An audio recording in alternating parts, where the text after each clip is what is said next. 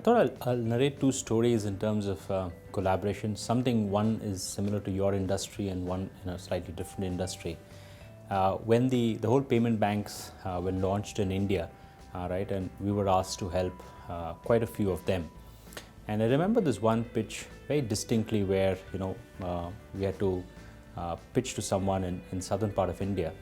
And we actually, assembled probably the best team available, went across to the client and made a pitch, right? And we didn't win it. So as a debrief from the client, so we asked that why did you not give us this project? I thought that we had really fantastic people. And the client actually told us that individually, and when you set up a bank, obviously you have different work streams. You have IT, you have risk, you have deposits, you have different entities in a bank. And he said that individually, each of your partners were actually better than competition. But for us, what we thought was that you didn't probably come across as a team.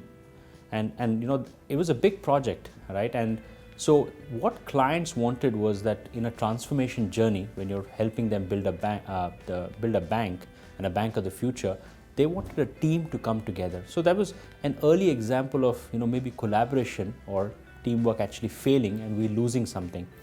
I'll give you another example, which is a quite complex one, where in a part of Africa, we were asked to help a client set up a shared services center, implementing Oracle and re-engineering HR, supply chain, finance, and enterprise asset management across 23 countries, ranging Africa, Middle East, and Europe. So it's probably a very, very complex project, and we had competition of 9 other consulting firms across the globe. Because these was in different countries, we had 23 different countries also participating, in addition to 9 main countries, because a lot of the knowledge and the expertise came in from that. We had different streams, so we had technology, we had Oracle, we had shared services, we had supply chain, HR, finance. So very, very complex project, and probably one of the largest projects across Africa. And as we were, we had a very short timeline as well to pitch for this client.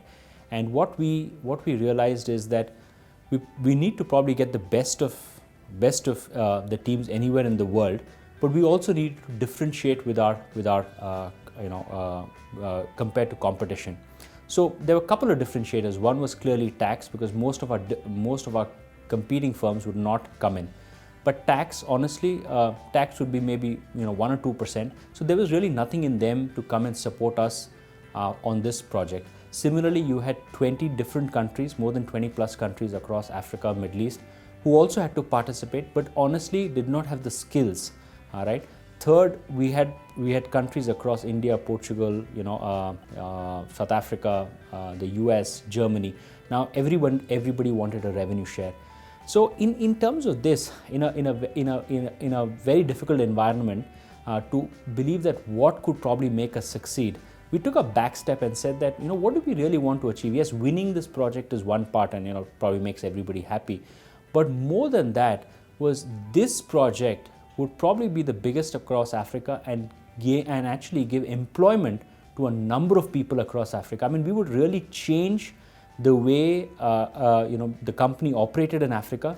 We would reskill the people in Africa and create further employment, right? So that was a big shared vision that everybody shared, right? Second, what we said is, everybody wanted their revenue share. So we said that let's do it in terms of margin. So if India gets a good margin, let's keep it at that same margin vis-a-vis Africa, vis-a-vis the US or the Germany. So one country would make more money, but we would make more margin. So, shared principle.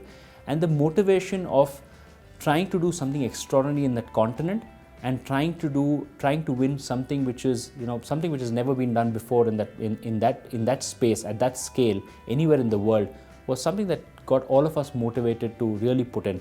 And then finally, when we went in for the pitch, and we remembered this thing where we lost at the bank as well, the body language, the chemistry between various of the team members, finally helped us win. And the tax piece that I mentioned was actually the cutting edge, because nobody had actually thought of that solution there.